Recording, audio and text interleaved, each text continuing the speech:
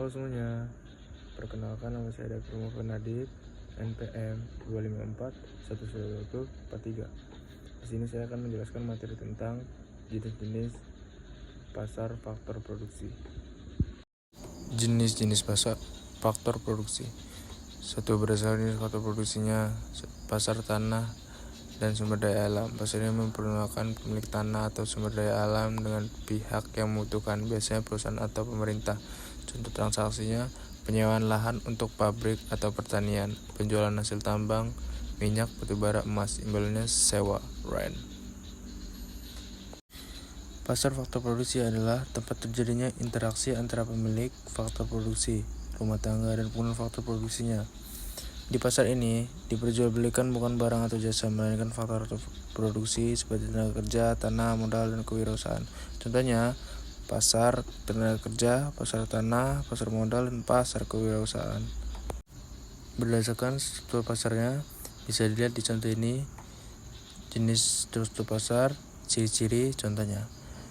Yang satu ada pasar persaingan sempurna, ciri-cirinya banyak biaya dan pembeli, harga ditentukan pasar informasi sempurna. Contohnya pasar tenaga kerja umum.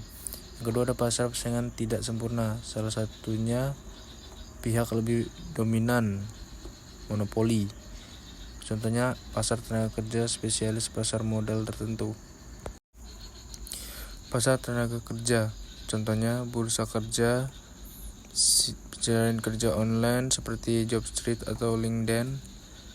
Pasar modal, pasar kewirausahaan, dan contoh-contohnya bisa dibaca sendiri.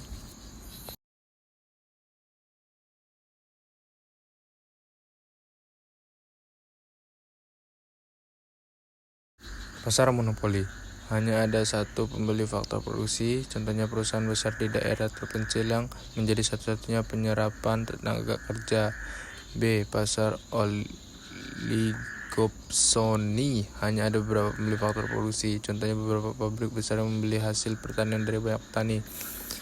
Selanjutnya ada pasar monopoli faktor produksi tertentu, contohnya perusahaan pemegang hak paten atas teknologi khusus.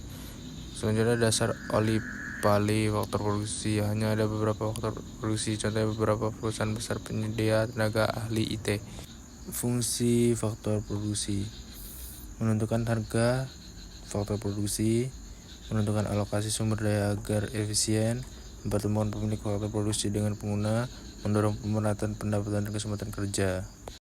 Kesimpulannya, pasar faktor produksi adalah pasar tempat terjadi transaksi antara pemilik dan pengguna faktor-faktor produksi. Berdasarkan jenisnya, terdiri dari pasar tanah, sumber daya alam, pasar tenaga kerja, pasar modal, pasar kewirausahaan. Berdasarkan strukturnya, dapat berupa pasar persaingan sempurna atau tidak sempurna.